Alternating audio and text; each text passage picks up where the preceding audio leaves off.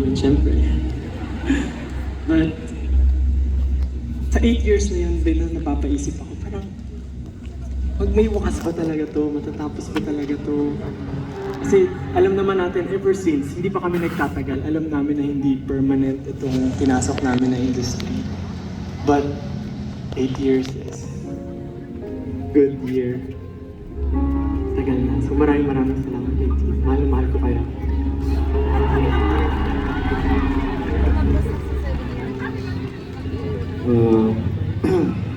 Casey,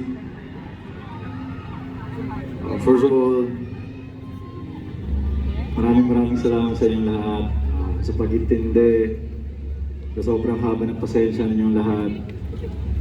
Although madaming pinagdaanan, journey namin, 8 years na kami, nandiyan pa rin kayo para sumuporta sa amin. To be honest, kinakabahan ako sa concert na to kasi, you know, akala ko nagsawa na kayo sa amin, but then, you know, when I was backstage, I kept on asking my, yung staff namin, kumusta yung mga tao, madami na ba, tinatanong ko lang ganun. Then I'm so happy while pumunta kami dun sa C stage. Ang dami talaga nang nasa likod. It's just, unbelievable. And definitely, hindi ko talaga makakalimutan tong araw na to. Maraming salamat sa inyo lahat. Mahal namin kayo.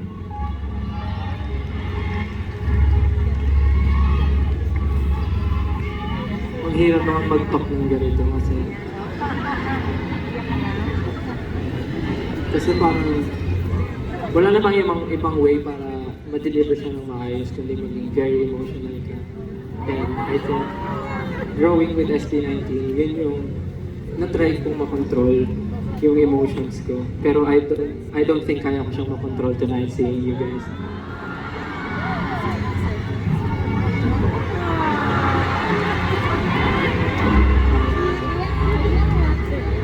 Tulad nga ng sabi nila, sobrang tagal na ng SB19.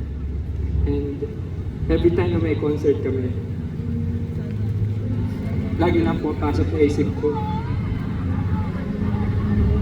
hanggang kailan namin na-experience yung ganito?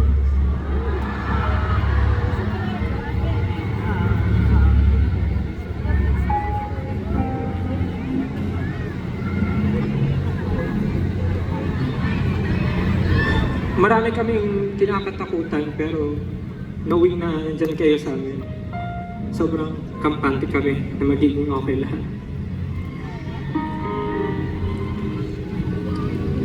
Hindi man tayo sure kung kailan magwawakas ang lahat, pero at least ngayon sure tayo na marami na tayong nagawang memories na masaya magkakasama. So, saan man tumapunta, I think enough na yun para masabi naging makabuluhan yung buhay ko. So, maraming salamat, AT. Okay.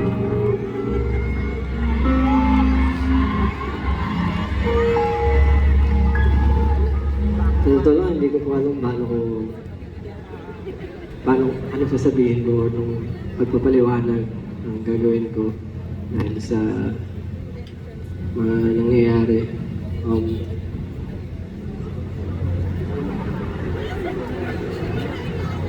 Siguro, gusto ko lang po sabihin na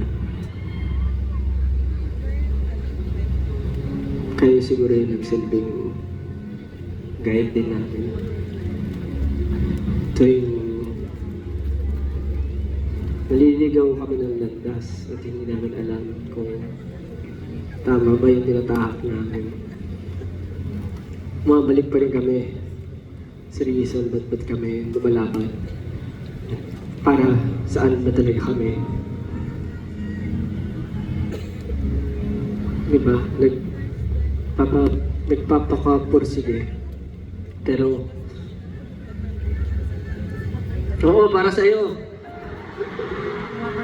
Para sa'yo. Pero gusto ko lang po talaga, ayoko po kasing maging emotional na gano'n. Gusto ko lang po talaga magpasalamat sa inyo. po yung pakiramdam na minsan parang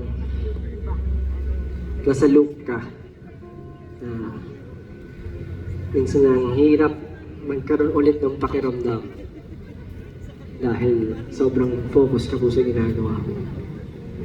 Madalas nangyayari sa akin yun na akala ko namamatayan na rin ako ng passion. Pero together with you guys, na araw-araw ko po nakikita kung gaano sila kapursigido para abutin yung mga pangarap namin. Parang ayoko po talaga magawa kasi ito. Kaya sana, kahit ano po mangyari, huwag niyo kami makakalimutan.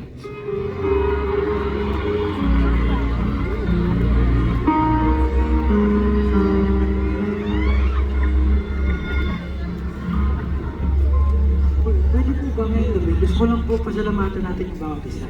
Kami sa SB19, we rarely say thank you to each other. Bibihira po. Talagang nakapokus lang kami sa kung anong gusto namin mangyari.